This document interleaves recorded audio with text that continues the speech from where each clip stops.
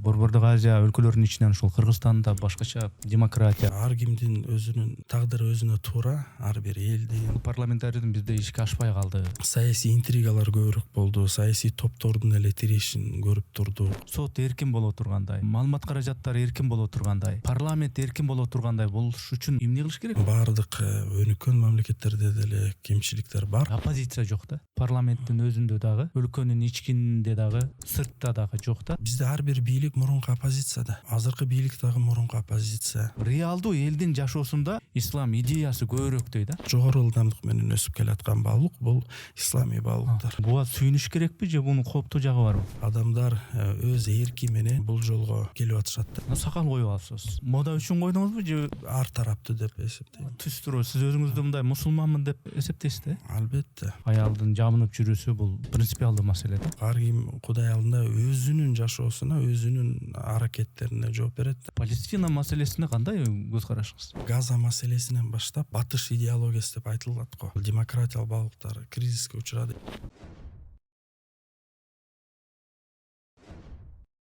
Урматтуу катталуучуларым, биз мамлекеттен же бир коммерциялык уюмдардан каржыланбайбыз. Мээнетибизди каржылай колдонуу каалоочулар үчүн эсеп капчыктарды, номерлерди жазып койдук. Экинчиси, биздин ушул подкасттарыбызды 70%дан ашуун адам катталбастан болгону 30% катталып көрүшөт экен. Урматтуу достор, катталганыңыз, бөлүшкөнүңүз, жакса жакты деп басканыңыз биз үчүн маанилүү.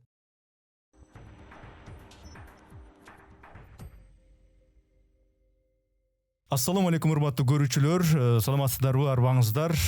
Менин аты жөнүм Эрнис Кыяз. Биз кезектеги пикирлешүүбүздү, маектешүүбүздү, подкастыбызды баштайбыз. Кезектеги конок ким? Мен аны дароо эле тааныштырайын. Эржан Сулайман биздин студияда конокто. Ассаламу алейкум. Алейкум ассалам. Биз азыр эле сүйлөштүк, Эржан мырза. Эржан Сулайман эмес экен паспортто аты жөнүңүзчү? Эржан Кайыпов экен да?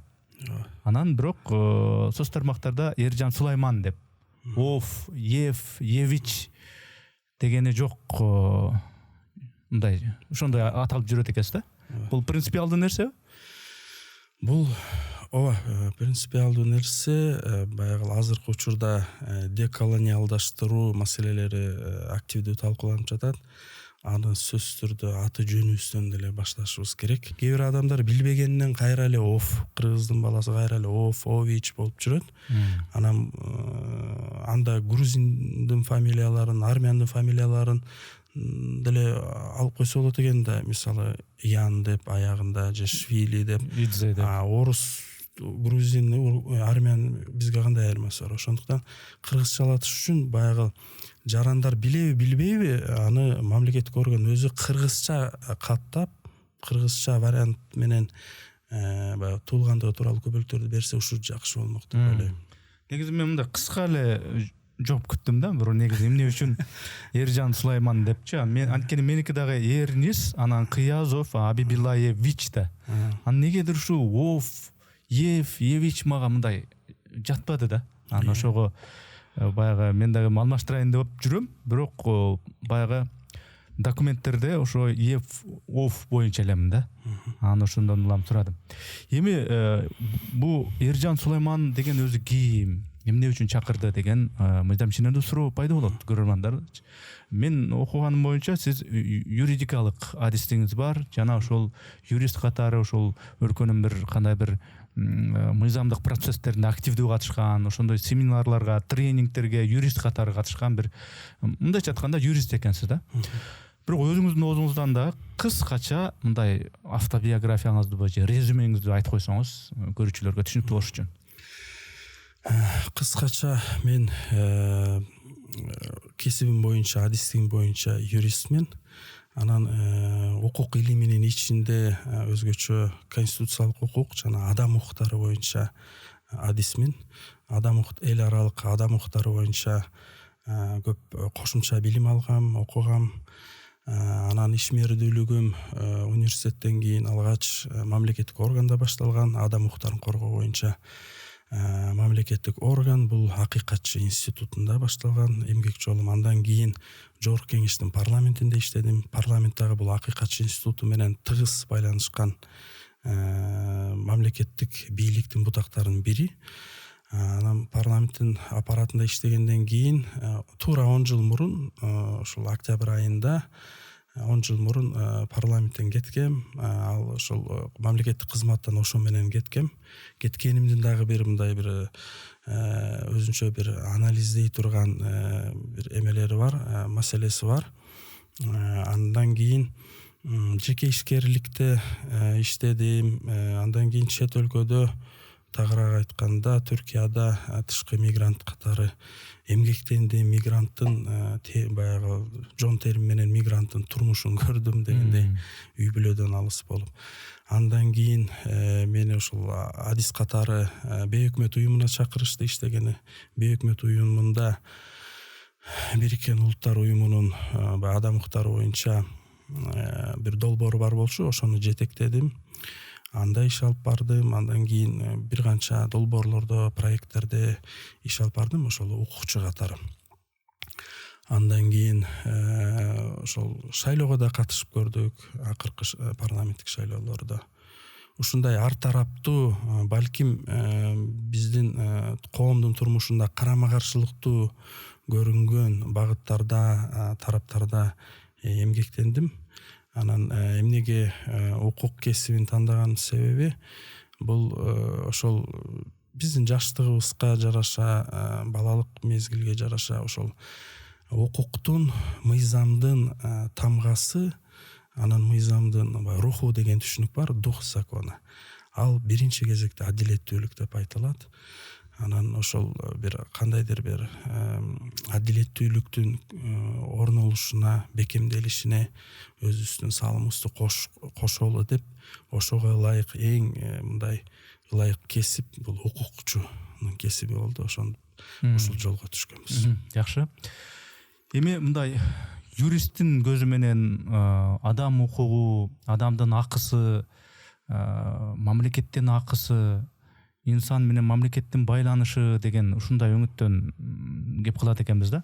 Бирок башатыңызга кайрылсак, эми баягы өспүрүм кезде Советтер Союзунун бир кичине бир өтө жытын көрүп калдыңыз да, ошол советтик кездеги ушу өзүңүз байкаган баалуулуктар, балким туура эмес, ушундай туура эмес го ушул нерсе деген бир нерселер, окуучулук куракта эмнени, кайсы баалуулуктарды көрүп өстүңүз, кайсы нерсени туура эмес го, бул мындай нерсе болбош керек го деп аңдап, ошондой чөйрөңүз тууралуу айтсаңыз да, окуучулук кездеги, балким билим берүү системасы, балким тарбия жагынан.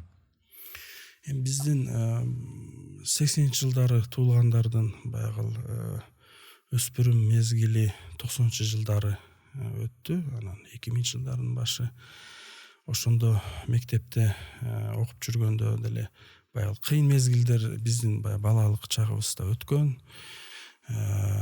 Ал мезгилде тартыштык деле болгон, экономикалык тартыштык. Анан өзгөчө мен Илимпостун үй бүлөсүндө туулгандыма байланыштуу ошол ата-энем экөө тең Илимдер академиясында эмгектенип, анан көп убакытта биз аларды көрбөй, анан үйдө көргөн нерсебиздин баардыгы китеп, үйдө аябай китеп көп болчу. Кийин тонналап кайра бөлүштүрдүк окшойт ал китептерди. Анан баягы коммерциялык ишмердүүлүгү жок болчу ата-энелерибиздин. Анан ошондон дагы турмуш мындай балалык кезде тартыштык көп болгон. Анан ал мезгилде, азыр мисалы азайып калды, ал мезгилде мектептерде, көчөлөрдө, мына Бишкек шаарында аябай баягы жергиликтүү өспүрүмдөрдүн деңгээлиндеги криминал, рекетирлик деген сыяктуу көйгөйлөр кеңири тараган болчу. Андан кийин баягы баалуулуктар, кандайдыр бир тарбия, руханий баалуулуктар мындай жаңы жаралгандай болуп, баягы бир үй бүлөдө бир нерседен кабары бар, бир үй бүлөдө эч ким эч нерсе билбейт. Анан бир бала мисалы Куран окуй алат экен десе таң калып, ал эмне деп. Анан башка үй бүлөдө болсо эч андай түшүнүк жок. Ошондо ар ким өзүнүн баягы тапкан баалуулуктары менен, кичине улуттук баалуулук, кичине диний баалуулук, кичине советтик баалуулуктар, коммунисттик баалуулуктар да баардыгы айкалышып ошентип баягы көпчүлүгү чоңойду окшойт да. Анан ошол жаш кезде көргөн баягы билим берүү системасындагы окуудагы көйгөйлөр дагы, бирок ал мезгилде мындай болчу экен да, баягы кризис болгону менен кризис учурунда мугалимдер булар көбүрөөк идеяга берилип бизге сабак берген экенин мен кийин түшүнүп отурам. Биздин мугалимдерде бизди тарбиялоо, бизди татыктуу муун катары өстүрүү, мисалы баягы кыргыз тили жоголуп кетип бараткан тилдердин арасында биз баягы улутубузду, тилибизди бекемдешибиз керек деген сөздөрдү тарых мугалимибиз улам айтчу, мисалчы. Ошонун баардыгы сиңип калат экен өмүр бою. Анан ошол бизге кандай кыргыз тилин кандай деңгээлде мисалы эффективдүү окутушкан. Азыр мисалы мен көрүп атам, мамлекеттик мектептерде кыргыздын балдарын кыргызча сүйлөтө албай мугалимдер кыйналып атышат да. Себеби бир чети алаксыган көйгөйлөр көп болуп атат, интернет, телефон баардыгы орус тилинде. Анан ошонун баардыгын көрүп, анан ар ким ошол биздин муун менимче ошол ар ким өзүнүн жолун тандап, анан кийин коомдо жанагы топ болуп, мисалы либералдар, идеологиялык топтор, либералдар же кайсыл бир дин туткан топтор, саясий баалуулуктар менен айырмаланып, ушундай көп түрдүүлүк жаралды. Көп түрдүүлүк жаман эмес. Коомдо түрдүү пикирлер, баалуулуктар болот. Бирок баягы толук жетилбегендиктен баары бир касташуу, араздашуу, басмырлоо деген көрүнүштөр бүгүн баягы кеңири тарап жатканы кейтет. Эми биз салыштыра турган болсок, кошуналарга эле өзүбүздү салыштырып карайбыз да. Эгемендикти качан алдык? Кичине эле айырма бар. Кошуналарыбыз Өзбекстан, Тажикстан, Казакстан. Алар өзүнүн жолун тандашты. Анан биз болсо өзүбүздүн жолубузду, өзүбүздүн президентибиз дегендей. Анан аны болсо демократия жолуна түштүк. Борбордук Азия өлкөлөрүнүн ичинен ушул Кыргызстанда башкача демократия деп ушундай. Демократия биз үчүн мындай кандай бир бренд болду окшойт да. Анан ошол жолду мындай артка кылчайып карасак, биз демек туура эле жолду тандаган экенбизби мындай юрист катары? Албетте, менимче жанагы мүчүлүштүктөргө, каталарга карабай, ар кимдин өзүнүн тагдыры өзүнө туура, ар бир элдин, ар бир мамлекеттин, мисалы баардыгын кошуна мамлекеттерди, боордош мамлекеттерди дагы мындай тең карай бербеш керек. Ар кимдин өзүнүн спецификалык баягы көйгөйлөрү бар. Бирөөнүн калкынын саны боюнча, бирөөнүн мисалы кайсыл бир мамлекеттин коомунда кандайдыр бир топтор күчтүү болушу мүмкүн. Анан ошого жараша кайсыл бир мамлекетте көрүлгөн чаралар бизде андай актуалдуулугу жок, мисалы болушу мүмкүн да. Анан мисалы баягы кошуна мамлекеттердеги өлкө жетекчилерин диктаторлукка көп айыптап сүйлөп келишет бизде. Бирок ошол эле мезгилде алар күрөшкөн көйгөйлөрдү мисал келтирсең, биздикилер дагы ал көйгөйлөргө карата чечкиндүү күрөшүүнү колдошот да. Мисалы маселе айырмасы болгону ошол. Анан кыргыз коомунун өзүнүн баягы эркин мындай руханий жактан эркин баалуулуктарына мындай ченеми менен эркин көз карашына бул деген демократиялык саясий түзүлүш көбүрөөк ылайык келди, же болбосо тескерисинче коом өзү саясий түзүлүштү аныктады деп ойлойм. Анан бирок албетте ар бир коомдо кемчиликтер болот. Мисалы кайсыл бир боордош кошуна өлкө кийин көбүрөөк либералдашууга багыт алса, бизде кайра мисалы тартиптин күчөгөнүн байкаса болот. Эми ошого жараша баягы кандайдыр бир тең салмактуулукка ар бир мамлекет умтулат болуш керек. Көпчүлүк өнүккөн өлкөлөрдө мындай парламентаризм системасы, анан эмнегедир ошол парламентаризм бизде ишке ашпай калды делинип жүрөт да. Буга көз карашыңыз кандай?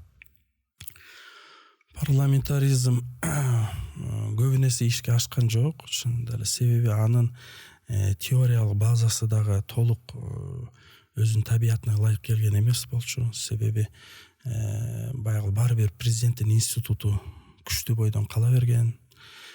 Балким президентти парламент шайлаганда жана кээ бир ыйгарым укуктар боюнча өзгөртүүлөр болгондо ошондо парламент толук өзүнүн табиятына ылайык келмек да. Ошондуктан бизде мындай жарым-жартылай же болбосо азыр айтылат парламенттик президенттик же президент парламенттик республика болгон деп. Ошондуктан менимче баягы парламентаризмдин артыкчылыктары толук ачылбай калды. Мисалы ага чейинки парламенттер, Аскар Акаевдин учурундагы парламенттер алда канча күчтүүрөөктүү көрүнөт. Мисалы ал мезгилде ошол президенттик башкаруу болгон, бирок парламентте аябай көрүнүктүү, активдүү, оппозициялык депутаттарды баардыгыбыз тааныйбыз ошол мезгилдеги. Кийинки 10-жылдан кийин болсо саясий интригалар көбүрөөк болду, саясий топтордун эле тирешин көрүп турдук. Анан баары бир президенттин институту күчтүү болчу. Күч структуралардагы президентке баш ийген. Ошондуктан күч структуралары президентке баш ийгенден кийин парламент баары бир көз карандысыз боло алган жок. Мына негизги ошол ката, ошол конституцияда жазылган ыйгарым укуктар ошолорду мындай такташ керек болчу. Бирок балким Кыргызстан үчүн ошол толугу менен мисалы бир башкаруунун бир формасынан башкасына толук өтпөй, баягы орто жолдон мындай баягы аралаш системага өтүү балким бул тажрыйбадагы туура болгондур деп ойлойм мен. Мисалы эми айта берсек болот, мындай болгондо жакшы болмокпу, балким анда тескерисинче терс жагдай түзүлмөк. Бирок негизинен бул эми Кыргызстан үчүн, эл үчүн, мамлекет үчүн бул тажрыйба болду. Ошондуктан негизи конституциялык реформаларда көйгөй жатат менимче. Ошол конституциялык реформалар учурунда баары бир бийлик тарап өзүнүн кызыкчылыгын бекемдеген конституциядачы. Баардык конституциялык реформаларда, акыркы гана эмес, мурункуларда деле. Ошондуктан баягы жыйынтыгы ошондой болуп чыкты. Сиз юрист катарында айта аласызбы жөнөкөй сөз менен? Кайсы президент келбесин, ГКМБ анын колунда болот. Сот баягындай бейтарап болбойт, сот дагы көз каранды болот. Кайсы президент келбесин? Ким келбесин ошондой нерсе болбой тургандай. Сот эркин боло тургандай, маалымат каражаттары эркин боло тургандай, парламент эркин боло тургандай болуш үчүн мындай эмне кылыш керек мындай жөнөкөй сөз менен? Ким келбесин? Теориялык жактан идеалдаштырган мүмкүн эмес. Баардык өнүккөн мамлекеттерде деле кемчиликтер бар. Анан мисалы ошо тарыхта башка мамлекеттерде да болгон тажрыйбага карасак, кээде ооба чынчыл реформатор жетекчи келет аткаруу бийлигине. Ал президент болот же премьер-министр болот парламенттик республикаларда. Анан ал реформаларды жүргүзөт, сотторду эгемен кылат, көптөгөн ушундай тең салмактуулукту орнотот мисалы. Бирок ал кетери менен кайра мурунку кейпине кайтып келип алат системачы. Ошондуктан өзүнүн өзү баары бир адам факторуна, менимче адам факторуна баары бир такалат.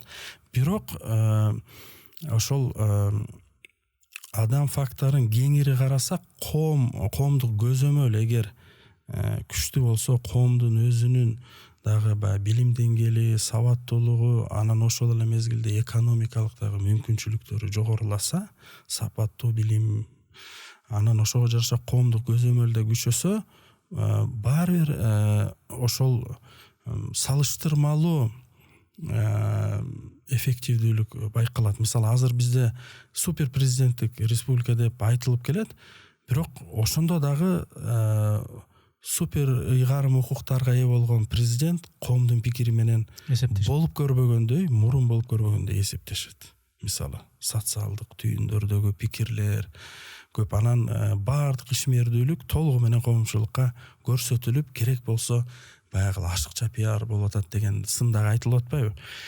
Бирок бунун баягы жакшы жагы бар да, сөзсүз түрдө коом менен коммуникация бар, коомго реакция бар. башка кошуна мамлекеттерде эч кандай реакция болбошу мүмкүн. Коомдогу бизде майда болобу, чоң болобу дароо реакция. Бизде тескерисинче азыр эми ушуга реакция кылбай койсо болот эле го деген сынга чейин жетип калды. Майдаланбай эле койсо болот эле. Ошондуктан мына ушундай күчтүү аткаруу бийлиги дагы коомдун пикири менен аябай эсептешип атат. Көрдүңүзбү, табият Кыргыз тандагы башкаруу формасынын табиятынын тажрыйбасында ушундай өзгөчөлүктөр байкалып атат. Демек коомдун дагы эмеси өсүш керек.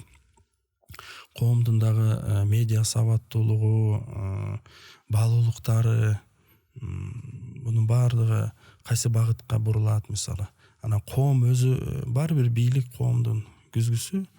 Анан коом абийирдүү, чынчыл, сатылбаган, сабаттуу болсо, анда калабайбы бийлик дагы жакшы жагына. Жана парламентаризм боюнча айтып кетпедиңизби?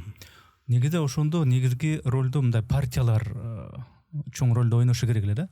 Партия демекчи, бизде партиялар шайлоодон тышкаркы убактарда деле ошо өзүнүн партиядагы адамдары менен активдүү бир партиялык уставдардын негизинде иштешип, чогулуштарды өткөрүп, партиянын негизги идеяларын ошол электораты менен мындай бир жеткирип дегенде ушундай активдүү, жандуу болуш керек эле да.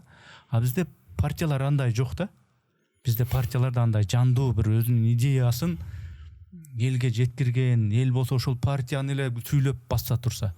Могу партия мындай дебейди, партиянын лидери мындай деп айтты да деп жай турмушта айтылбайт. Саясий активдүүлүк башталганда ал эми пиар негизинде дүңкүлдөп чыгышы мүмкүн. Бирок реалдуу элдин жашоосунда менин оюмча, субъективдүү оюмча, дин, ислам дини, ислам идеясы көбүрөөктөй да. Намаздын баягы исламдын шариаттагы талаптары чыныгы жашоодо көпчүлүк катмарда. Ушуга кошуласызбы? Негизги акыркы саясий рейтингтерге караганда, Аярай уюмунун мисалы рейтингтерине карасак, ал жерде ооба мисалы мындай өзгөрүү байкалганын изилдөөчүлөр айтып атат. Кыргызстанда мурун жердешчилик, уруучулук, добуш берүүдө чечүүчү фактор болгон болсо, азыр башка бир фактор пайда болду депчи. Аны эч ким мындай так айтпай, аныктабай келет. Себеби мисалы кээ бир саясатчыларга алар баягы кайсыл аймактан экенине карабай, алар карама-каршы аймактарда, башка аймактарда, мисалы өздөрүнүн аймагынан алыскы аймактарда көп добуш алып атышат деп. Анан бул жерде изилдеп келгенде, ошол башка бир баалуулуктар мисалы таасир берип баштаганын, шайлоочуга таасир берип атканын байкалат да. Анан эгер мурун саясатчылар же саясий партиялар алар жанагы коомго жол көрсөткөндүн ордуна, коомду жетектегендин ордуна алар жетелеме болуп, мисалы коомго эмне жакса, ошону баягы көтөрүп, уран кылып көтөрүп, анан эптеп жанагы добушка ээ болуш үчүн аракет кылышкан да. Мисалы бир мезгилде президенттикке, парламентке талапкер болгон саясатчылардын бири мисалы ар бир үйгө конверт жөнөтүп, ошол конвертте кат болчу ар бир жашоочу. Ал жерде мисалы берилген убадалардын бири, эми аны көп саясатчылар, партиялар кошо ошол убадаларды берип келишкен, бул депутаттардын санын азайтабыз деген. Элге силердин өкүлүңөрдүн санын азайтабыз деп убадалоо аябай популярдуу убадага айланган да.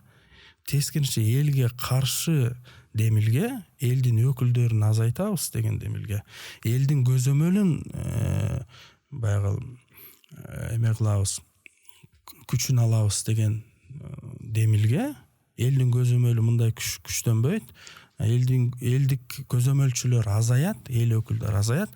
Ушул кайра элге жаккан ушул мисалы убада. Бул деген парадокс да, бул абдан чоң парадокс.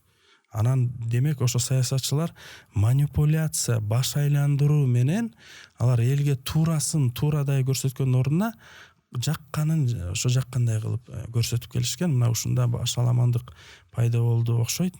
Анан кийин коомдун өзүндө ошол дини, башка баалуулуктар, өзгөчө дини баалуулуктар басым кылып баштады.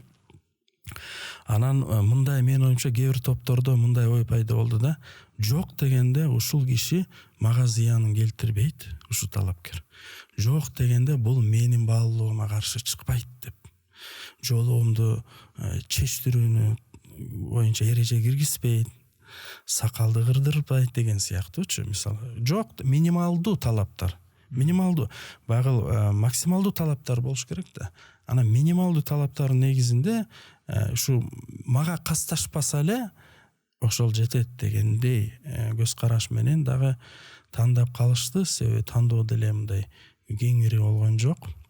Анан ошо бар болгон талапкерлердин ичинен ушу мага баягы ким мамлекетке, коомго пайда алып келет эмес, кимдин зыяны азыраак болот деп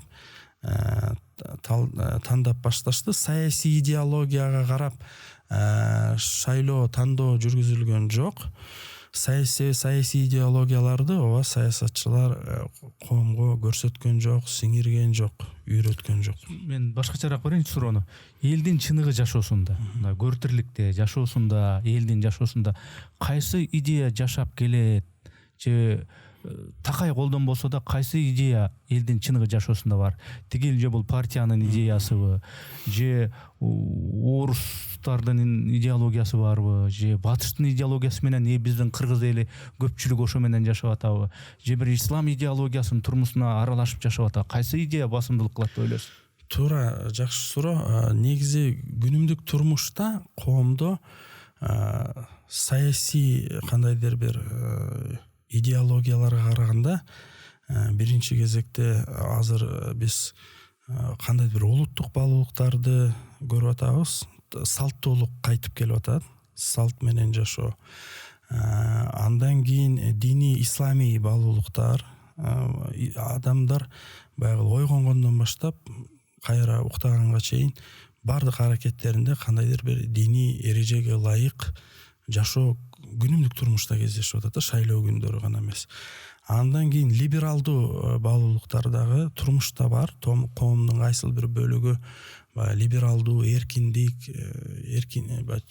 чексиз эркиндик баалуулуктарына берилген топтор бар. Басымдуулук кылганы чыныгы турмушта барган сайын эң мындай тез ылдамдык менен өсүп келаткан баалуулуктар булар диний баалуулуктар.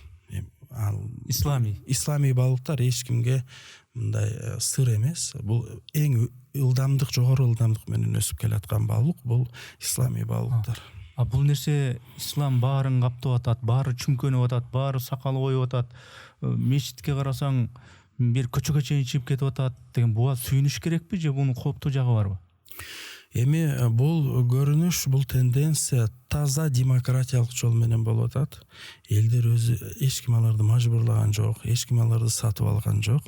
Адамдар өз эрки менен, өздөрүнүн изилдөө, өздөрүнүн өмүрлүк тажрыйбасы менен бул жолго келип атышат да. Себеби ошол мисалы жогоруда мен айткандай 90-жылдары жана жаңы жаралгандай болуп жок жерден үй бүлөлөрдө кандайдыр баалуулуктар пайда болуп баштаган болсо, азыр ошол азыр кийинки жаштардагы алар өздөрүнүн суроолоруна, кадимки турмуштук суроолоруна, өмүрлүк суроолоруна жоопторду ислам дининен таап, ошондуктан ошол ислам дининин баалуулуктары менен жашоону тандап жатышат да. Анан бул мында эң негизгиси мында бир саясий кызыкчылык, коммерциялык кызыкчылык жана башка кызыкчылык жок. Ошондуктан бул тандоо бул өзөгү абдан күчтүү, тамырлуу, тамыры бекем тандоо экенин түшүнүшүбүз керек. Бул анан бул албетте бул жаман эмес. Себеби мурун мисалы мурунку кээ бир көйгөйлөр баягы аракештик, алкоголизм, баңгизат,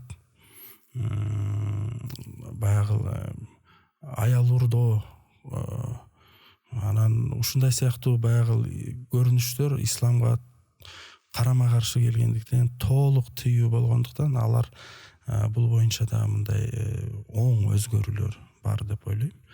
Анан албетте билимге болгон мамиле, үй бүлөдөгү мамиле, аял затына болгон мамиле мисалы ошол эле зомбулук маселесинде исламдагы көрсөтүлгөн жол, мисалы үй бүлөнүн баалуулугун кандай жогору тутканымдын баардыгы ошол элдин жүрөгүнөн орун таап атат деп ойлойм мен. Ошондуктан бул табигый түрдө, бул жасалма түрдө, мисалы кээ бир баалуулуктарды жасалма түрдө эме кылса болот, коомго сиңирсе болот, бирок ал баары бир сиңбейт. Исламий баалуулуктар менимче байкалып жаткандай табигый түрдө коомго сиңип атат. Бирок албетте мындай кандайдыр бир мисалы кээ бирлер кайсыл бир терс кейсти алып, терс көрүнүштү алып, анан жалпылап каршы чыгып атышпайбы. Мисалычы бирөө азыр анча мынча алдамчылар сакалга коюп алдап жүрүшөт. Калп эле жолу кийип алып, анан элден акча чогултуп алдап жүргөндөр бар. Ооба, дин жамынып кылмыш кылгандар бар. Жөн эле дин тутуп бирок адашкан адам бар, ар бир пенде адашат. Ооба, ар бир адам ката кылат, балким мыйзам бузат. Анан ошондон бир кейстен алып эле, бир окуядан баарын жалпылаштырып, мына ушул диндар, коомдун диндар бөлүгү ушундай деп баягы каралаган дагы көрүнүштөр орун алып атат. Бул менимче бул объективдүү эмес.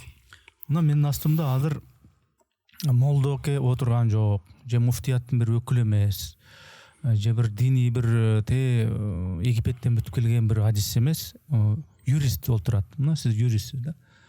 Мына сакал коюп алыпсыз. Бул сакалды мода үчүн койдуңузбу, же бул өзүнүн бир талаптары барбы? Эми менин сакалым бир катар себептерден улам, ооба, диний ынанымдан дагы, анан мындай эстетикалык ынанымдан, көрүнүштөн дагы, жана башка ар тараптуу деп эсептейм. Түстүрүү, сиз өзүңүздү мындай мусулманмын деп эсептейсиз да? Албетте. Жанагы мен мисалы үчүн өзүмдүн же башка бирөөнүн 5 мал намаз окуганын афиша кылганды мен жактыра бербейм. Бирок бул суроо үчүн да, тек маалымат үчүн. 5 мал намаз окуйсуз. Ооба. 5 мал намаз окуйсуз. Ошол эле учурда ошол 5 мал намаз окуйбуз, ушу коомдагы 5 мал намаз окуса болот эле, эмнеге ушундай болуп атат деп баягы тынчсызданган мусулман катмарына моулар эмнеге жолук салынбайт, салынса болот эле, ачык-чачык жүрө береби деген ушундай көрүнүштөр бар. Улуттук баалуулуктар менен исламий баалуулуктардын кагылышы болуп аткан процесстерди юрист катары, инсан катары да байкап жүрсөңүз керек. Ушул боюнча оюңуз кандай? Эми эгер бул суроолордун жообун мисалы ар бир адам ошол өзүнүн тутунган баалуулуктарынан эгер издесе, ошого жараша анан баягы карманган пикири, айткан пикири, позициясы ошого жараша болот. Мисалы диндин өзүндө мажбурлоо жок экенин ар бир катарда мусулман билет. Диндин өзүндө мажбурлоо жок. Анан мисалы коомдун диний тобун, диний жамаатты мындай бир саясатташуусун мындай корккон, кооптонгон бир көз караштар бар да. Бирок мисалы ошол диндар адамдар деле диндин тарыхына кайрылса, мисалы караса, мисалы Мекке шаарынын жетектеген негизги жашоочулар негизги бөлүгүн, басымдуу күчтүү бөлүгүн түзгөн мисалы Курайш уруусу, мисалы тарыхка кайрылсак, алар Меккенин бийлигин берип койгонго даяр болушкан да, мисалы пайгамбарыбызга саллаллаху алейхи вассалам. Бирок ал мага ошол оң колума күндү, сол колума айды койсоңор дагы мага кеп маселе бийликте эмес, мага бийликтин кереги жок дегенде. Мына ушул жерде ошол баягы диндар топ, булар саясатташып, булардын максаты бийликти басып алуу деген жалган коркунучтар, баягы апыртылган коркунучтардын жообу ушул жерде да. Маселе бийликте эмес, маселе же мамлекетке таңуулоодо эмес, маселе адамдардын баягы баалуулуктарына, адамдардын ыйманга келүүсүнө, адеп ахлагынын жакшы жагына өзгөрүүсүнө, билиминин өсүүсүнө, маселе баалуулуктарда да. Анан Кадыр Ажы Маликов устастын жакшы айткан сөзү бар. Ислам мамлекеттик башкаруунун формасын аныктабайт деп. Ислам мамлекеттик башкаруунун ичиндеги баалуулуктарды аныктайт. Урулукка жол жок, адилеттүүлүк болуш керек, жардыларга камкордук болуш керек. Ушундай сыяктуу билимге умтулуу болуш керек, мисалы. Анан бул жерде биз бул форма катары карабашыбыз керек. Бул биринчи кезекте баалуулуктар, маселе мисалы, анан кимдер бул динди тутабы, тутпайбы, бул ар кимдин биринчиден мыйзам боюнча дагы ар кимдин эркиндиги. Конституция боюнча 34-беренеде ар ким каалаган динин тутат же тутпаганга укуктуу деп айтылат. Эч ким динди таңуулай албайт. Бирок дин тутпоону дагы таңуулабаш керек да. Мисалы, дин тутпаган коомдун катмары дин туткан коомдун катмарына дин тутпагыла деп таңуулагандар да болот ба? Эки тараптуу кээде ушундай кагылышуу болуп кетет. Бул дагы ошол башка адамдардын эркиндиктерин жана укуктарын мындай бузганга жатып калышы мүмкүн. Ошондуктан мында диндин өзүндө мындай көйгөй жок, мисалычы. Бирок албетте жакшы ниетте, жакшы каалоо тилекте ошол башка адамдар дагы мындай руханий бир бал, руханий жактан өссө, мисалы деген каалоо тилек бар да, ошондон улам анан жана дават маселеси келип чыгып атпайбы? Мисалы, башкаларды жакшы сөз менен динге чакыруу. Мисалы, диндин өзүндө эч кандай агрессияга, жаман сөз менен кагып силкип динге чакыруу деген толук тыюу салынат. Даже эң чоң тарыхтагы кылмышкерлерди дагы жакшы сөз менен чакыруу жөнүндө баягы диндин тарыхынан билебиз.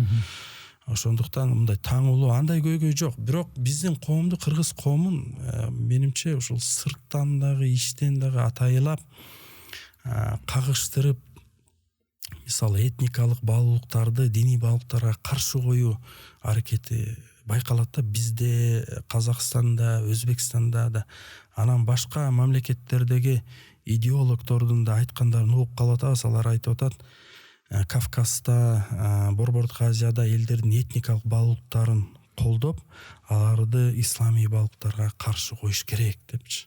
Анан ошондой, демек, андай аракеттер да болуп аткан болушу мүмкүн. Себеби биздин ата-бабалар эч бир тарыхта, эч бир булактарда ушундай бир карама-каршылык болуп, анан ушундай бир араздашуу болгонун биз таппайбыз. Ата-бабалар дайыма салттуу баалуулуктарды, диний баалуулуктарды, заманбап, ошо мезгилине жараша заманбап баалуулуктарды айкалыштырып келгенин гана көрүп келатабыз. Бирок бир маселеде, мисалы үчүн, динде кээ мындай так бир нерселер бар да. Мисалы үчүн, мындай бир аз мусулман болуш керек, эмнеге чейин гана мусулман болуш керек, же болбосо жолукту салын же салынба.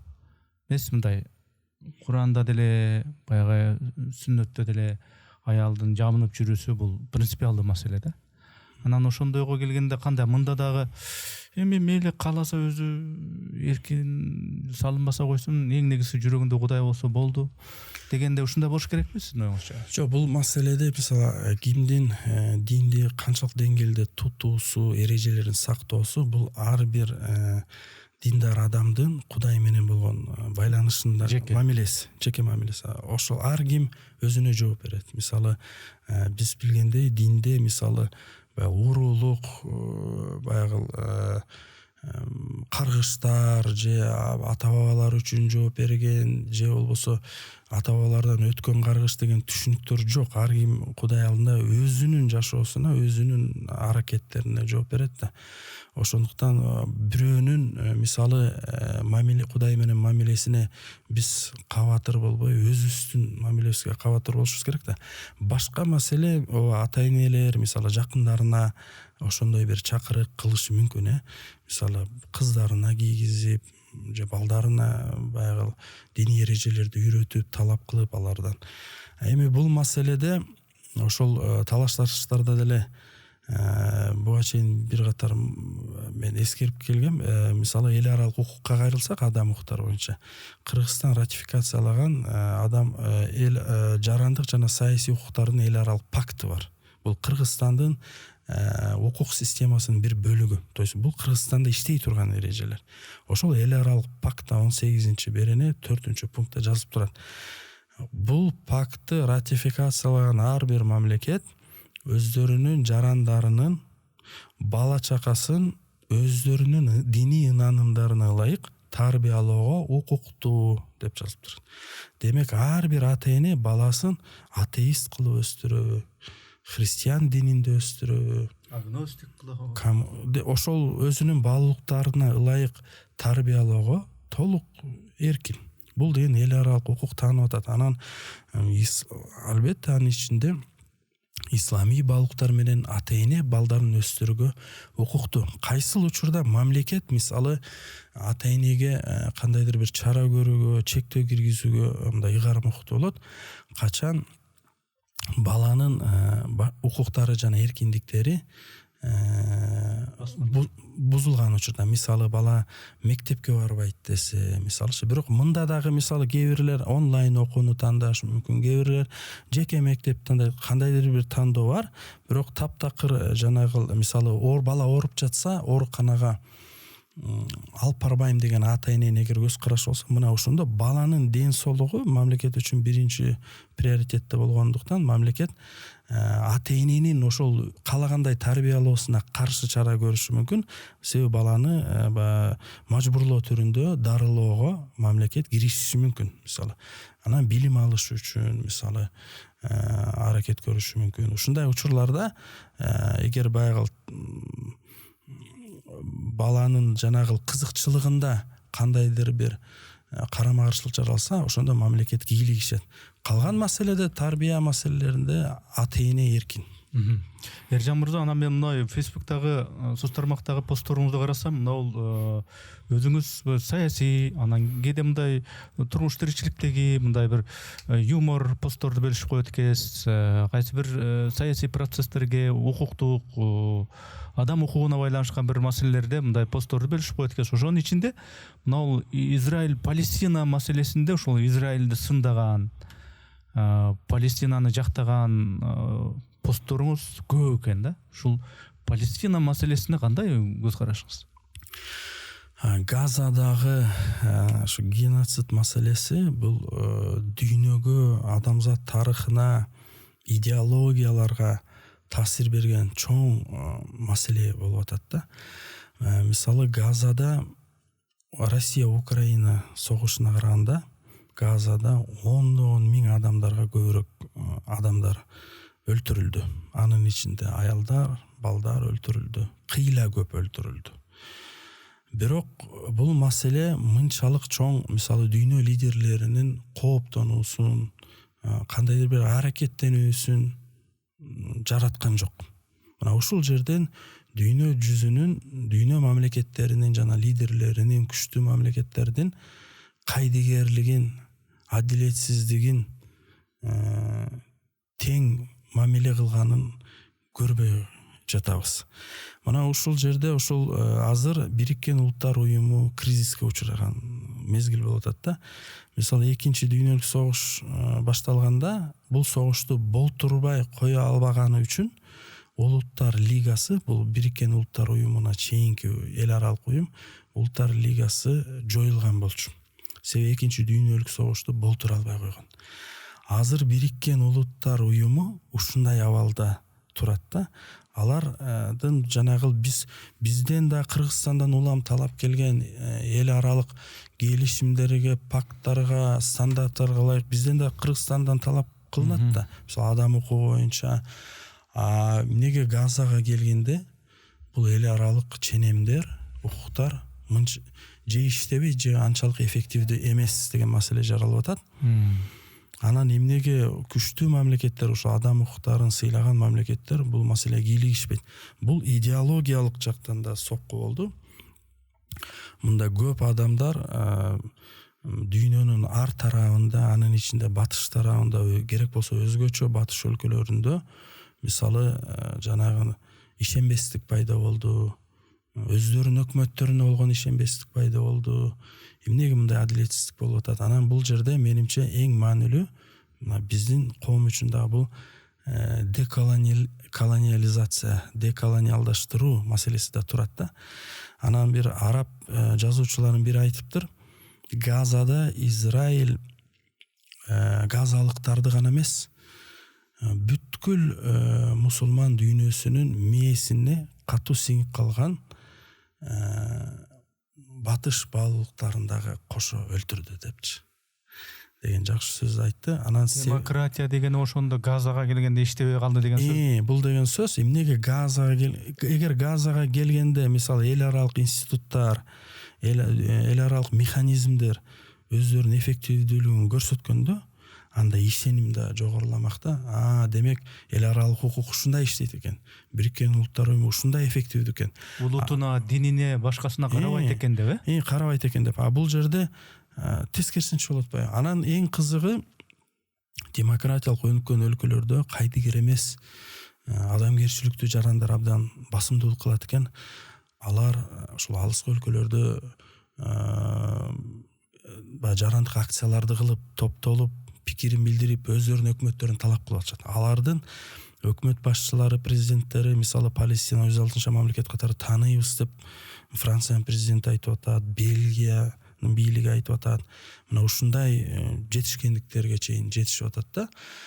Биздин коомдо баягы мусулмандар басымдуулук, мусулманбыз деген катмарда унчукпай же коркуп атабы, же баледен алыс боло тура айланайын деп атабы. Бирок бизде башка нерсе да кызыктуу да. Биздеги жанагы либералдык, демократиялык баалуулуктарды туткан коомдун бөлүгү Газа маселесинде мындай пикирин билдирүүдө өтө пассивдүү. Мисалы Украина, Россия маселесинде активдүү болушат, Газа боюнча унчукушпайт. Анан бул жерде да жанагы эле колониалдуу аң сезимдин таасири экен да. Балким эч ким деле таңуулабайт башка мамлекеттердинчи, бирок өзүнүн өзү кожоюн издеп, өзүнүн өзү кожоюндуу болгусу келип, ошол ак кишилердин кылмышы деле кылмыш эмес болуш керек дегендей ой жүгүртүү бар да. Анан булар эгер Израилди Америка Кошмо Штаттары колдоп атса, анда алардыкы туура болуш керек дегендей сыяктуу. Негедир Фейсбукта дагы ушундай пикир жазганда актагандар бар да. Израилдин өкмөтүнүн Газадагы баягы аскердик аракеттерин, кылмыштарын актаган бизде активисттер бар болуп атпайбы? Мисалычы. Эми мисалы демократ болуш үчүн сөзсүз түрдө каталарды деле, жаман нерселерди дагы коргобош керек. Кайра каршы чыгыш керек. Демократ болуу деген бул көздү жумуп алып, мисалы бир тараптуу болуу эмес да. Анан ушундай биздин коомдо дагы ушундай эме болду да. Мисалы либералдар жанагы упайын жоготушту.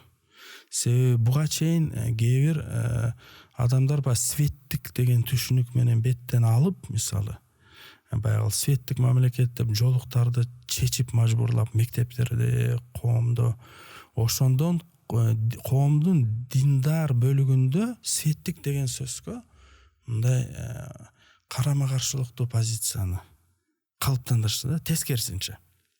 Мисалы эгер бирөө биз светтик мамлекетпиз, бизде дин эркиндиги тартууланат, дин эркиндиги кепилденет, ошон үчүн сен жол кийгенге укуктуусуң десе, анда бара-бара коомдо светтик демократиялык мамлекет мага баягы дин эркиндигин мага тартуулайт экен.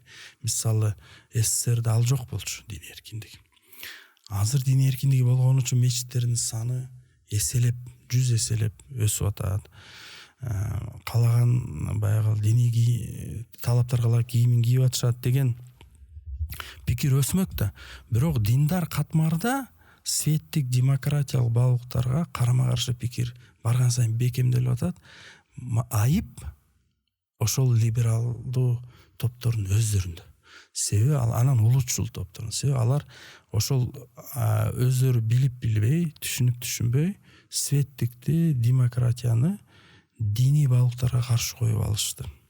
Бул ошол алардын чоң катасы деп мен ойлойм.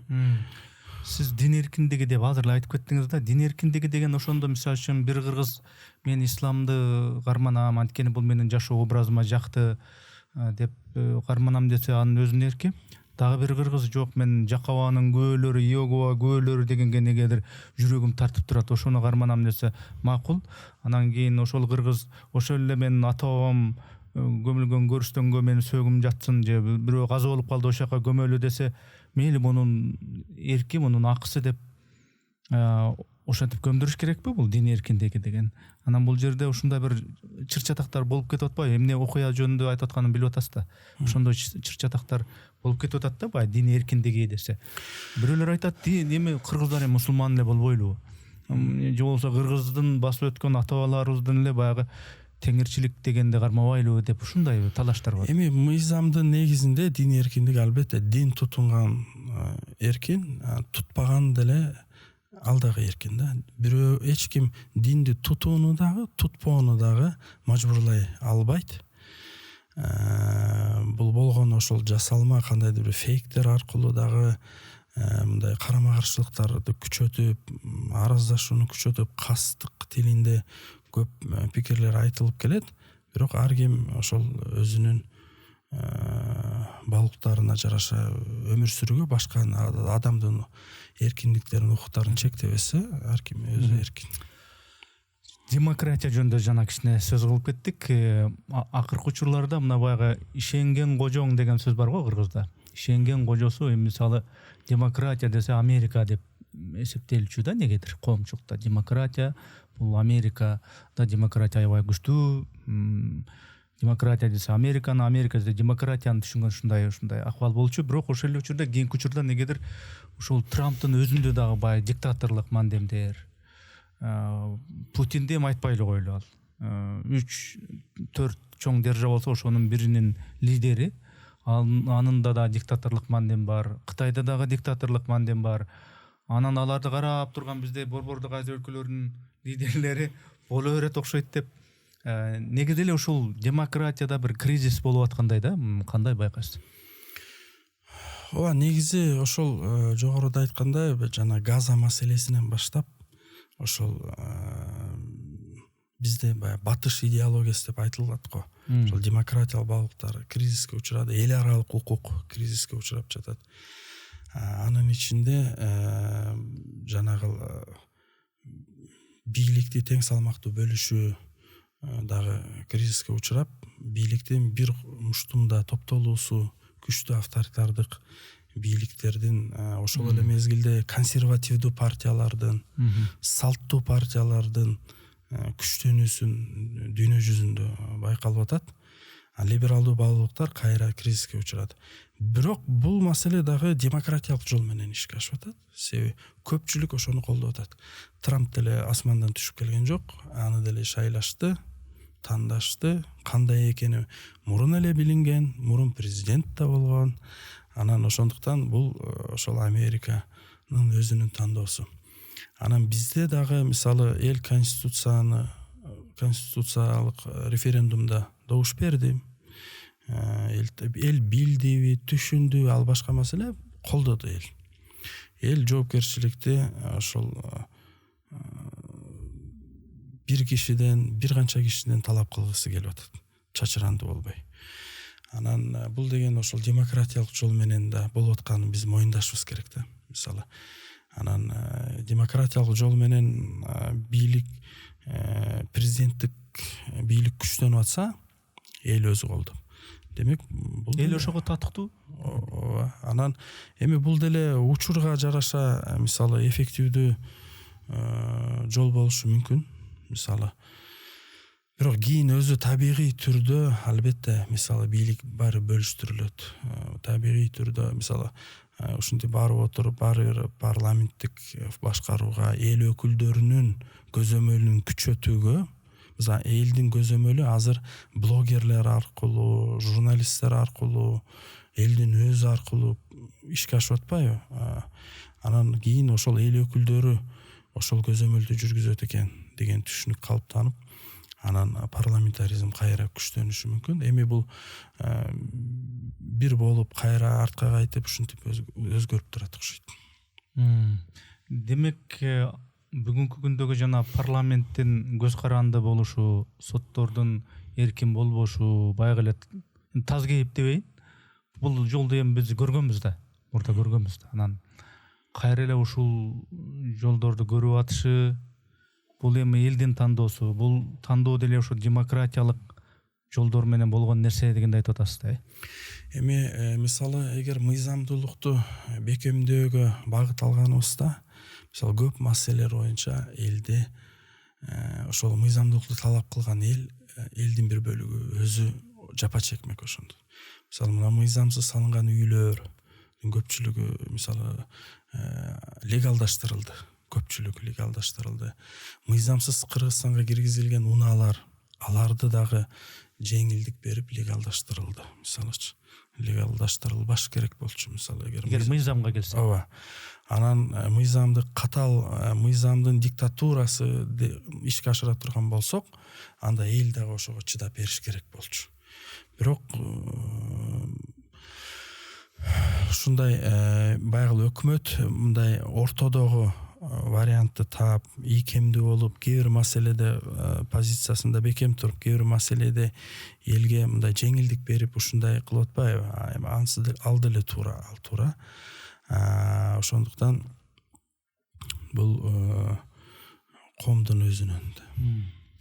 Саясий процесстерби же адам укугуна байланышкан кандай бир кырдаалбы Кыргызстан негизи кадам таштаган сайын мындай алдыга жылып атабы сиздин багымыңызда, же бир орунда эле тыурчылап аткандай, түр көрсөтүп аткандай өнүгүүнүн, алдыга жылуунун түрүн көрсөтүп аткандай процесстебизби азыр? Менимче кандай болбогон күндө алдыга жылуу бар, өнүгүү бар. Каталар деле катасыз тажрыйба болбойт. Катасыз жашоо болбойт негизи. Ошондуктан жетишкендиктер дагы бар. Мисалы кээ бир бул сөзсүз түрдө баягы турмушта кандай кылыш керек деген сабакты эмес, кандай кылбаш керек деген сабакты алат да. Эл дагы, бийлик дагы, ар бир адам өз турмушунда, жеке турмушунда дагы. Ошондуктан болуп жаткан окуяларды биз баягы теориялык түрдө бир идеалдуу бир нерсени күткөндөй кылып, анан улам бир кемчилик издеп, мисалы сын айтканыбыз деле туура эмес да. Анан акыркы мына 1-2 жылда саясий сындын сапаты дагы абдан төмөндөдү да. Саясий сын өтө төмөн деңгээлге түштү. Мисалы климат өзгөрүп атат, күн жылып атат, ушуга өкмөт бир нерсе кылган атабы деген сын пикирлерди окуп калып атам да, мисалычы. Эми күндүн ысыганын өкмөттөн бүгүндөн баштап бир нерсе чара көргөн талап кыла тургандай, ал кандай? Биз эгер биз билбесек, мисалы өкмөт эмне кылып атабы же кылбай жатабы, бул кылбай атат экенин билдирбейт да, эгер биз билбесек. Мейли сурап көрсөк болот, мисалы негизи климат багытында, экология багытында өкмөттүн планы кандай, көз карашы кандай, стратегиясы кандай деп. Бирок эми күн ысып кетти деп баягы ушундай деңгээлге чейин сындап калдык да эми мисалычы. Анан ооба экологиялык көйгөйлөр бар, бардык мамлекетте бар, бардык мамлекеттерде күрөш бар. Анан сын пикир дагы мындай сапатсыз болгону бул жанагы өкмөттүн тескерисинче мындай аракетинин тууралыгын көбүрөөк бекемдейт да. Сапаттуу сын, даректүү сын, факт жүзүндөгү, анализ жүзүндөгү, анан өзүнүн сунуштамалары менен болгон сын пикирлер айтылбай калды азыр. Ошондуктан мен оюмча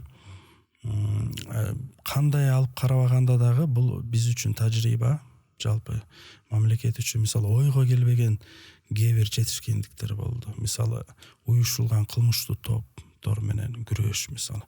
Биз кандай бир кемчилик издебесек дагы бул иш болду. Аны биз моюндашыбыз керек.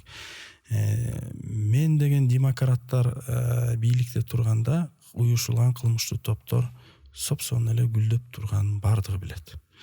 Уюшулган кылмыштуу топтор менен күрөштү мына акыркы шайлоолордо, мурунку шайлоолордо бир катар партиялар программаларына кошуп башташкан, күрөшөбүз деп.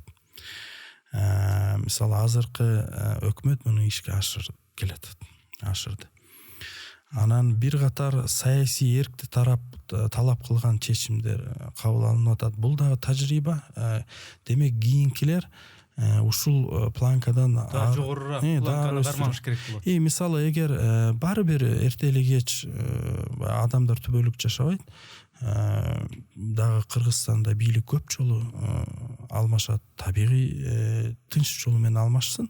Бирок ошол алмашкан күндө эгер уюшулган кылмыштуу топтор пайда болуп калса, анда бул ошол бийликтин жоготуусу болот, келечектеги бийликтин. Мына бул планка бекитилип калды. Анан мисалы эл аралык мамилелерде Кыргызстандын кошуна өлкөлөр менен дагы чек ара такташууда, темир жол салууда көптөгөн мындай жаратман аракеттер бар. Аны моюндаш керек. Демек кийинки келчү бийликтер андан кем эмес планканы кармаш керек. Ооба, кийинки бийлик эгер кошуна өлкө менен мамилеси начарлатып алса, же кандайдыр бир зыян алып келсе, анда сынга кабылат. Ошондуктан кээ бир багыттарда эрктүү планка орнотулду да, мисалы. Бардык жерде мына атаандаштык болгон жерде өнүгүү болот деп айтылат да. Анан бийликтин дагы демек атаандашы болуш керек эле. Атаандашы деп эми блогерлер айтып атат, эл айтып атат, телефонго тарып көрсөтүп атат, ошого бийлик реакция кылып, анан кийин бир нерсени бир эффектив түрдө жасап атат деп айттыңыз да. Бирок мындай оппозиция жок да. Парламенттин өзүндө дагы, өлкөнүн ичкинде дагы, сыртта дагы жок да. Буга кандай көз караштасыз? Менимче оппозициянын болгону туура. Оппозиция парламенттин ичинде болсо жакшы болмок. Бирок бизде ар бир бийлик мурунку оппозицияда. Мисалычы, азыркы бийлик дагы мурунку оппозиция. Анан азыркы оппозиция имиштер мурунку бийлик болчу, мисалы. Ошондой кызык бар да. Анан алардын каталары жок, мисалы, алар өздөрүнүн кемчиликтерин моюндабайт, бирок азыркылардан мисалы кемчилик издешет. Анан оппозиция ал өзү жаралыш керек да. Оппозиция жок деп биз бийликти гана сындабашыбыз керек. Биз оппозиция жок деп ошол саясий катмарды сынга алса болот да, мисалы, оппозиция чыкпай атканынан. Анан экинчиден сиз баягы жогоруда айткандай, сын пикир, саясий оппозиция дайыма саясий сын айтып келген. Ошол саясий сындын сапаты да төмөн түштү да, мисалы. Анан ал элге анча сиңбей калды. Саясий сын пикирлер. Анан мисалы убагында азыркы өлкө башчы убагында мисалы Комтор маселеси боюнча олуттуу сын айтып, бул эң негизги бир саясий программасына айланган да убагында. Олуттуу сын айткан. Азыр мисалы олуттуу маселе менен сын айткан саясатчылар байкалбайт. Ал деген андай сын айтууга негиз жок дегенди билдирбейт да? Ооба, албетте, негизи жок, баардыгы эле тим эле жакшы болуп кетти деп баягы ашыкча кооздоп жибериштин дагы кереги жок. Ошол эле мезгилде азыркы өкмөттүн баягы чечкиндүү баягы айрым чаралары, жоопко тартуу боюнча чаралары, мисалы жоопкерчиликке тартуу боюнча, булар дагы ошол саясатчыларды кандайдыр бир балким кооптонууга алып келди да. Ал жагы дагы бар. Бирок муну мисалы бул дагы бир тажрыйба да биздин мамлекетибиз үчүн. Биз бул пикирлешүүдө подкастта бала чагыңыздагы баалуулуктар тууралуу, дин тууралуу, айрым бир идеологиялар тууралуу, Америка, Кытай, Орусиянын өзара мамилеси, ошондогу бир диктаторлук же башкаруунун бир моделин козгоп өттүк да. Анан ошонун баарына бир өзөк турат да, идеология дегенчи. Анан биз Кыргызстанда дагы мындай идеология издеп эле жүрөбүз да. Мына бүгүнкү күндө дагы президент Садыр Жапаров баш болуп жанагы уңгу жол деп өзүнчө бир жолду ушул жолго түшөлү дегендей болуп атпайбы? Ушул идеология боюнча эмне айта аласыз? Уңгу жол болобу же буга чейинки кабыл алынган башка президенттердин идеологияларын эске алып?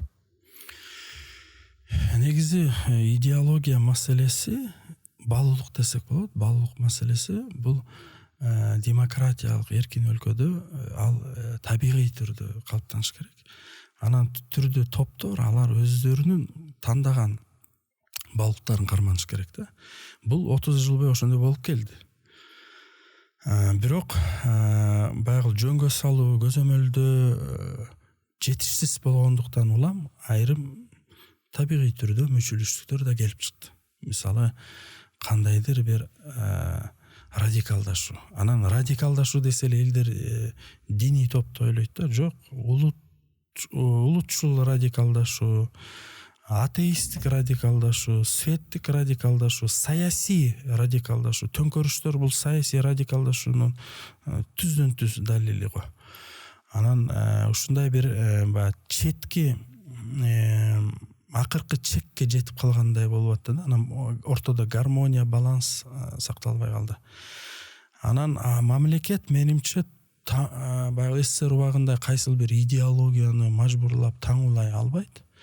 Бирок кандайдыр бир стандарттарды, багыттарды жаратман аракети менен аныктай алат да. Мисалы, кайсыл бир багыттарды колдоо алышы керек. Эми албетте биз баягы салттуу баалуулуктар бар. Салттуу баалуулуктар десе эле буларды мындай консервативдүү баалуулуктарды бир терс кабыл алуу деле туура эмес. Салттуу эң жөнөкөй турмуштагы улууну урматтоо, ата-энени сыйлоо, үй бүлөнү сактоо, бекемдөө, билим алуу. Мисалы, билим алуу кыргыздардын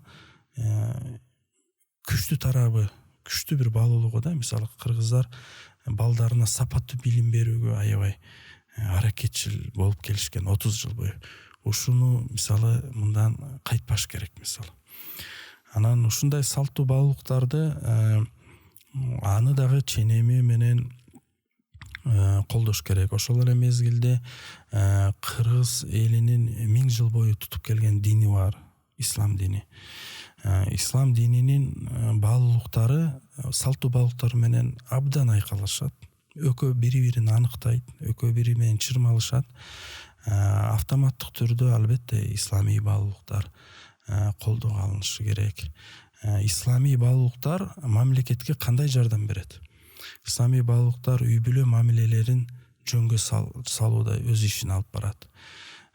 Салык төлөөдө, мисалы, салык төлөгөн адам бул күнөөгө батат. Эч ким талашып тартыша албайт. Салык төлөбө бул деген бирөөнүн акысын бузуу. Салык мына ушул маселени өзүнөн өзү жөнгө салат. Мыйзамды сактабоо бул дагы мыйзамды сактабай, мисалы, башкалардын өмүрү үчүн коркунуч жаратып, кызылга айдап өтүү бул дагы күнөө иш мисалы. Анан кээ бир адамдар айып пулдан коркуп эмес, Кудайдан коркуп ошол мыйзамдуу эрежени сакташат. Мисалычы, эмнеге жаман болсун, жакшы. Билимге умтулуу, мисалы. Үй бүлөлүк баалуулуктар, башка баалуулуктар, чынчыл болуу, чындыкты сүйлөө, ата мекениңди коргоо, үй бүлөңдү коргоо, аялга аяр мамиле кылуу, балдар үчүн жоопкерчиликти алуу. Себеби бул мисалы мамлекет коомдук тартипти, улуттук коопсуздукту, коомдун саламаттыгын сактоо үчүн талап кылса, дин туткан адам муну Кудайдан корккону үчүн, Кудай алдында аманат, жоопкерчилиги ал бул үчүн жооп берер күн келери үчүн ал коомдук тартипти сактаганга, өзүнүн ден соолугунан баштап айланасындагы адамдардын ден соолугун кам көрүүгө милдеттүү болот. Бул албетте мамлекетке жардам берип атат. Анан ошол эле мезгилде саясий идеологияларды эркен коюш керек. Эл кайсынысын тандаса, кайсынысын өздөрү ошого жараша добуш берет, тандашат. Анан албетте чеги менен да, мисалы либералдуу баалуулуктардагы мындай кээде жана чегинен ашып, мисалы биз өзүбүз дагы туура эмес кабыл алып, анан аша чаап, мисалы анан таптакыр эле жанагы ар ким каалаганын кылат деген багытка кетпешибиз керек да эми. Бул дагы терс көрүнүштөр бар. Ал дагы либералдуу балыктардагы ченеми менен туура болот. Эми адам акыл эстүү аң сезимдүү адамдар өздөрү ошого өсүп жетилиши керек. Анан оңгу жол программасы бул мен да окуп чыктым. Оңгу жолдо дин боюнча, салт боюнча, башка багыттар боюнча мындай өлчөмү менен жазылган экен да. Мисалы аша чаппай, ошол эле мезгилде жокко чыгарып салбай.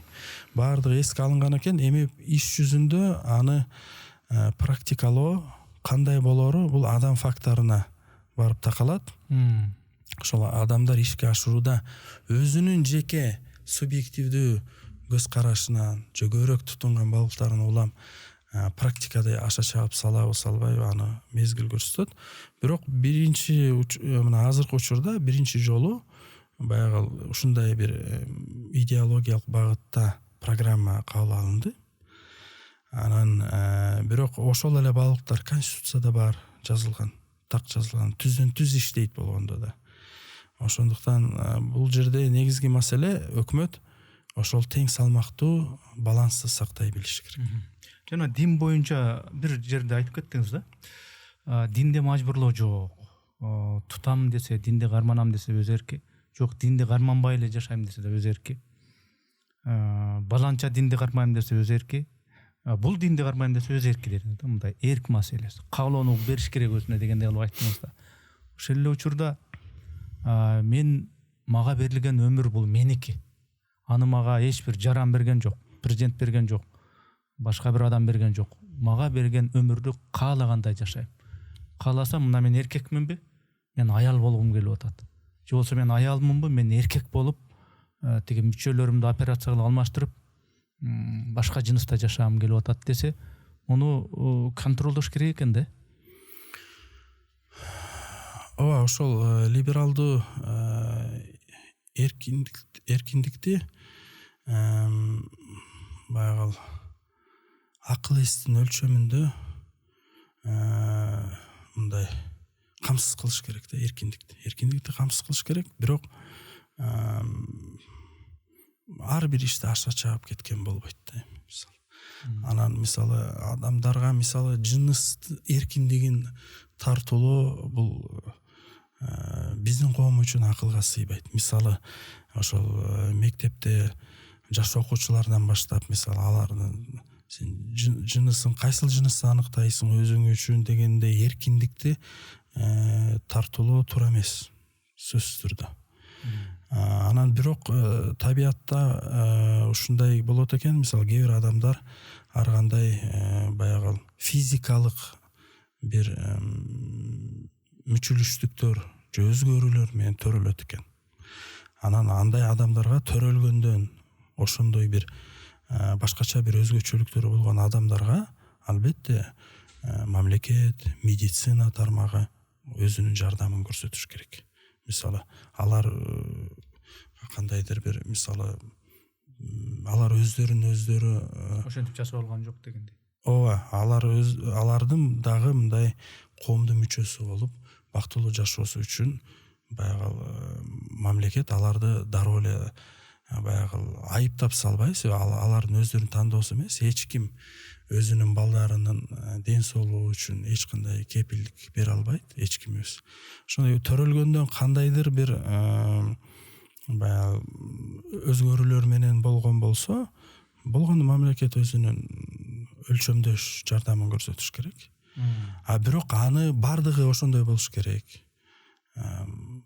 Ушундай болгон туура деген сыяктуу баягы идеологиялык багытка айландырып салбаш керек. Бүгүнкү бийликтин чокусундагы адамды, президентти кандай болгон күндө дагы бул демократиялык жол менен, шайлоо менен тандалып алынды.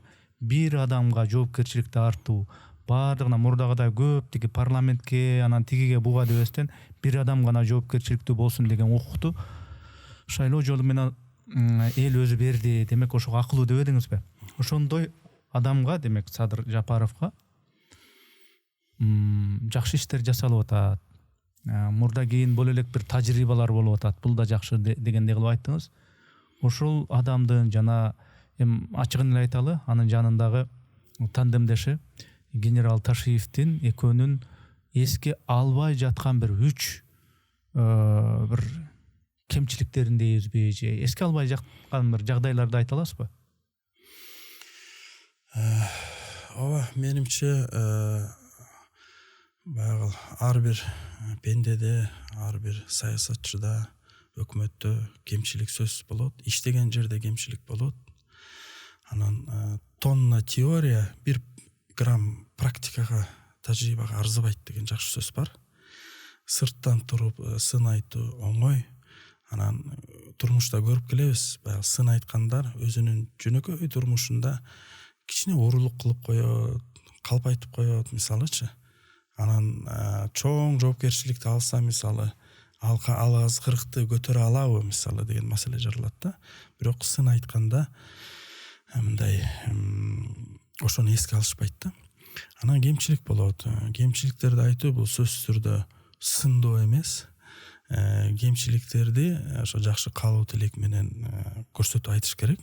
Тилекке каршы ушундай дагы тенденция бар да, сын айткандар душман деп башкалар чыгарат да, башка коомдогу адамдар душмандыкка чыгарып коюшат. Менимче азыр мисалы курулуш багыты күч алган учурда, курулуш багыты күч алып атат.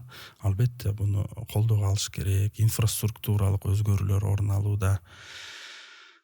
Ошонун ичинде мисалы курулуштун багытын баягы билим берүүгө көбүрөөк багытташ керек. Анын баары эле түшүнүп турат. Мектептер жетишпей атат, мисалычы. Мисалы стадиондор салынган деле жакшы. Борбордук өлкөнүн республикалык Борбор калаасындагы бир стадиону болгону жакшы. Бирок аны менен кошо мектептерге көбүрөөк багыт салым кылыш керек да.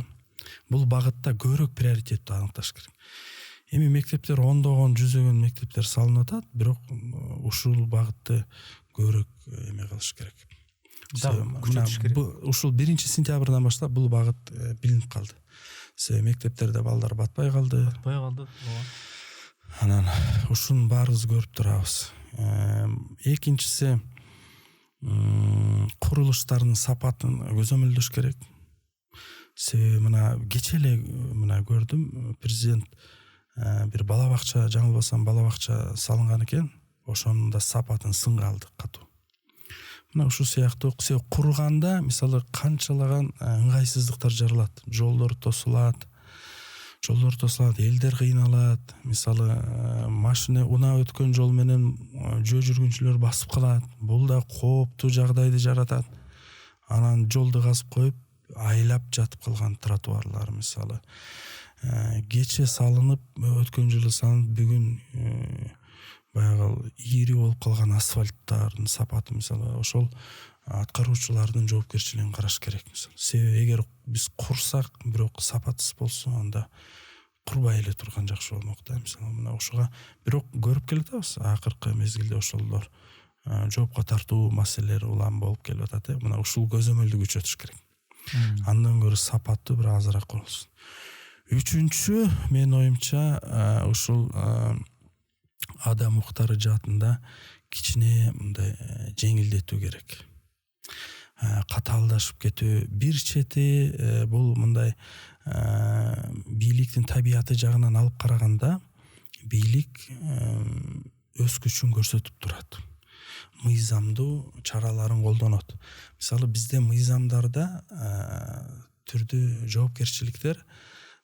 жоопкерчиликтин босогосу да мындай төмөн көрсөтүлгөн да. Мисалы бизде айтып калышат, эл аралык стандарт боюнча мисалы бул мындай үчүн жоопкерчилик каралбаш керек деп.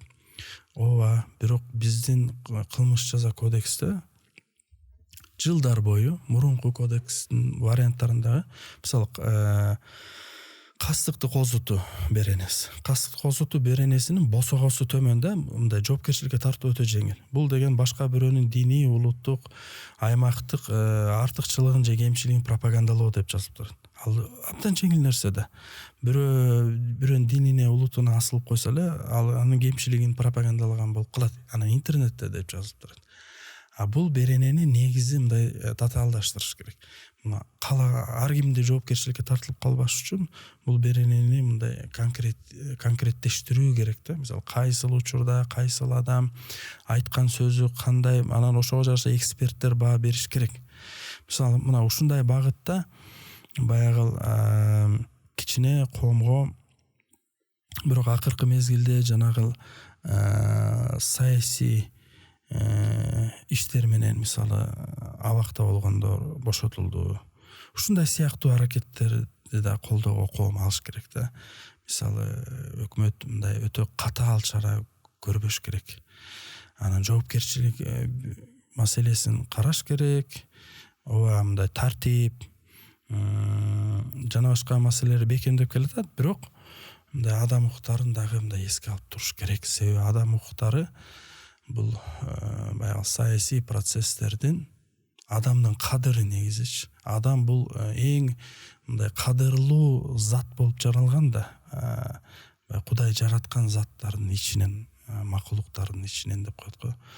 Анан эң кадырлуу болуп жараткан. Анан адамдын баягы адамды кемсинтүү, басымырлоо, кадыр баркын мисалы басымырлоо бул анын ошол кадырын түшүрүп, анын баягы эмоционалдык, психологиялык абалына таасир берип, анан коомдо ошондо чыңалуу, анан баягы мыйзамсыздык аракеттер, тобокелдиктер пайда болот. Ошондуктан муну дагы эске алыш керек. Өзгөчө биздин басып өткөн жаңы тарыхыбызды эске алып. Мен соңку суроом эми. Ол азыркы болуп аткан ушу күрдөөлдүү жакшы өзгөрүүлөр, жакшы нерселер, курулуштар, өзгөрүүлөрдүн башында албетте бул лидердик факторлор турат. Аны моюнга алыш керек. Ошол лидерлердин жеке бир сыпаты, жеке бир харизмасы сөзсүз роль ойноп атат. Бирок ошол эле учурда кеп эки дос жөнүндө болуп атат да. Мындай түз айтканда.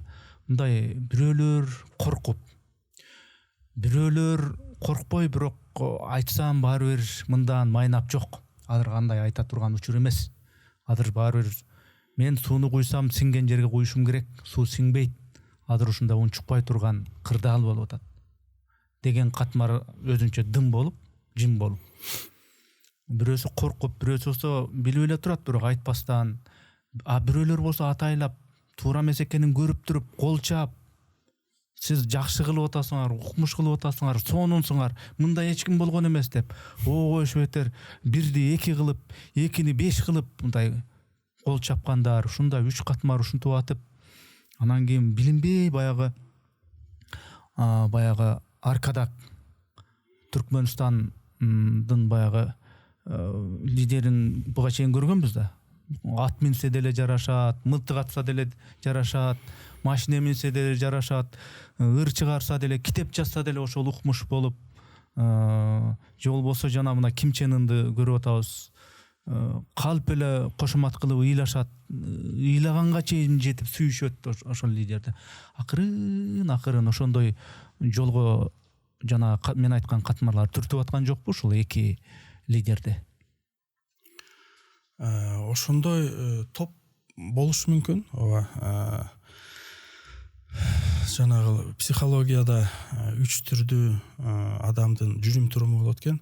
Бирөөсү агрессивдүү, бул өзүнүн пикирин башкаларга таңуулоо. Экинчиси пассивдүү, бул деген ошол кимге таңууланса, ошол таңуулоого каршы туруштук бере албаган тарап. Үчүнчүсү ортодогусу бул ассертивдүү деп коет экен. Ассертивдүү деген бул өзүнө таңуулоону болтурбайт, анан өзү дагы бирөөгө таңуулабайт дейт. Анан бирок психологияда айтылат, ошол эки тарап тең ушул ортодогу пикирдеги адамды жаман көрөт дейт да. Себеби бириси ага таңуулай албайт, экинчиси анын ошол таңуулатпаганын көрө албайт. Анан бара ошол өнүккөн бактылуу коомдордо ошол ортодогу адамдар басымдуулук кылат экен. Анан ошол баягы акыркы чектеги тараптар бара алардын да убакыты ошол кошомат кылуу, башка кылуу, баягы өз жеке кызыкчылыктарынан улам ушундай аракеттери мезгили бүтөт. Анан алар деле баягы билими, сабаттуулугу өссө, анан кийин коом бара мындай чайпалып, түзөлүп, анан бир ортого келет деген баары бир үмүттө болуш керек. Менимче биз аша чаап жанагындай таптакыр эле диктатурага кирип кеткендей андай болбойт. Мисалы, буга чейинки өздөрүн эң алдыңкы демократ деп эсептеген президенттердин кимиси мындай коомго мындай жакын өзүнүн реакциясын билдирип турду эле, мисалычы. Азыр мисалы башка жагы да бар да, азыркы мисалы саясий маданият башка көрсөткүчтөрү да болуп атат да, мисалы. Кубаттай турган. Ооба, мисалы жанагы коом менен коммуникация бар болуп атат, мисалычы. Анан ошондуктан мунун баардыгы өзү тең салмакталып, таразаланып, анан бир ортого келет деп ошого биз баардыгыбыз аракет кылышыбыз керек деп ойлойм. Эржан мырза, суроолорум бүттү меники. Анан себеби ой айтып атканда кээ бир ойлор калып калат. Же болсо баштатан ушул Маекке подкастка келип атканда могул нерсени сөз айтып койбосом болбойт деген бир ойлор болот. Эгер ошондой ойлор болсо, ошону логикалык жыйынтык кылып айтсаңыз дагы анан жыйынтыктасак. Мен ошол бир пикир менен бөлүшкүм келет. Биз жогоруда баалуулуктарды, тарбияны, билим берүүнү, саясатты баарды бири менен айкалышкан талкуу кылдык. Анан азыр мисалы саясий жолго аттанып аткан жаштар дагы, саясатчылар дагы, саясатта кайнап жүргөн саясатчылар дагы, анан биз өзүбүздүн да тажрыйбабызда ошондойго туш болдук. Жанагы бир тандоого келип калат экен да адамдарчы. Эки жолдун тандоосуна. Анан байкасаңыз азыр бир катар саясатчылар Макиавелли деп сүйлөп калып атышат. Анан башкасын сүйлөгөндөр бар. Эми бул жерде мисалы бир эки карама каршылыктуу жолдун тандоосу турат да. Бул бийлик үчүн дагы, саясий жолго аттангандар үчүн. Бул максат бардык каражаттарды актайт деген Макиавеллинин принциби. Мисалы максатка жетиш үчүн эмне каражат кетсе, эмне садага чапсаң дагы, кандай принциптериңен чегинсең дагы, ошол максатка жетсең, анда демек сен жеңдиң дегендей. Ушундай баалуулук бар, өкүм сүрүп атат. Экинчиси бул бизге жакыныраак. Макиавеллин принциби бул деген мындай батыш принциби десек болот. Анан бизге жакын принцип бул чыгыштын принциби. Мисалы жапондор, алар жакшы натыйжа менен гана канааттанбайт экен. Жапондордо ушундай баалуулук бар экен, алар ошол натыйжага кандай жол менен жеткенин, ошол жолдо кандай өнөр көрсөтө алганын, мына ошол менен көбүрөөк сыймыктанышат экен да. Ошол максатка багытталган жолдон ырахат алууну көздөшөт экен. Өзүнө эмес, максатка баруудагы процесстер маанилүү турбайбы. Анан эптеп жанагы максатка жеттиң да, ошого ыраазы болуш керек деген. Мисалы азыр ушундай коомдо жана сиз айткан кол чапкандар, ашыкча мактагандар, мисалы ошол максатына карап, жетишкендигине карап, мисалы колдоо алгандар да. А биз адамдардын жолу менен суктанганды үйрөнүшүбүз керек экен. Анан Борбордук Азиянын Конфуций Абай айтат, жигит максатына жеткени менен эмес, максатына кандай жол менен баратканы менен бааланат депчи. Мына ушундай абдан терең сөз. Анан бизде саясатчылар Макиавелли деп калышат, билбейм. Анан ошол бизде кандай жол менен бараткан, мына ушул маанилүү деп эсептейм. бул бийлик үчүн дагы, саясатчылар үчүн дагы ошол принциптер, баалуулуктар, анан баягы самурайлардын сөзү бар го, желдеттин максаты жок, жолу бар деп. Ошол биз адамдын басып өткөн жолу менен суктанышыбыз керек. Анан туура жол менен адамдар эгер баягы таза максатына жетсе, мына ошо менен сыймыктанса болот. Ошондуктан ушул баалуулукту мен көп баягы адамдарга ой жүгүртүүгө чакырат элем да ушунун үстүнөн. Бул ар бирибиздин турмушубузда адал мээнет менен үй бүлөбүздү багабызбы, рызкыбыз адал мээнет менен келеби, кандай жол менен аракет кылабыз, мына ушунун баардыгына сөзсүз саясатчы болуштун кереги жок. Ар кимдин өзүнүн турмушунда ушул жол маанилүү. Мына ошол жол мамлекет үчүн, ар бир инсан үчүн кандай болушу керектигин ар ким ой жүгүртүп тандоосун туура кылыш керек. Буга мындан ашыкча комментарий кылуунун кереги жок, анткени бул жакшы сөз болду. Бул саясатка байланыш сөзсүз эле саясатчы же президент же министр болом дегендеги максатка тиешелүү нерсе эмес деп түшүндүм. Бул деги эле ар бир адамдын өзүнүн бир максаты болот. Ошол максатка жеткенде эптеп эле жетип алуу эмес, ошол жеткенде кандай адам болуп, адамдыгын сактадыбы, кандай жолдор менен барды, ошол маанилүү деген бул менимче өспүрүмдөргө да тиешелүү маселе, жигит кыздарга дагы, орто муун, улуу муунга дагы тиешелүү маселе болду, жакшы айтылды. Менимче бул келечектеги да бир темаларга жол ачылды деп ойлойм. Биз азыр ар кайсы баягы аралаш асарти кылып, бирок идеология өңүтүндө бир талкуу кылганга аракет кылдык. Бирок эмкиде буюрса, Кудай насип болсо, бир конкреттүү бир тема менен ушундай бир темага жол ачылды деп ойлойм. Атайын убакыт бөлүп бергениңизге рахмат. Үй бүлөңүздө тынчылык болсун, жашооңузда береке болсун. Сизге да рахмат, жакшылыктар болсун. Урматтуу катталуучуларым, биз мамлекеттен же бир коммерциялык уюмдардан каржыланбайбыз. Мээнетибизди каржылай колдонуп калуучулар үчүн эсеп капчыктарды, номерлерди жазып койдук. Экинчиси, биздин ушул подкасттарыбызды 70%дан ашуун адам катталбастан болгону 30% катталып көрүшөт экен. Урматтуу достор, катталганыңыз, бөлүшкөнүңүз, жакса жакты деп басканыңыз биз үчүн маанилүү.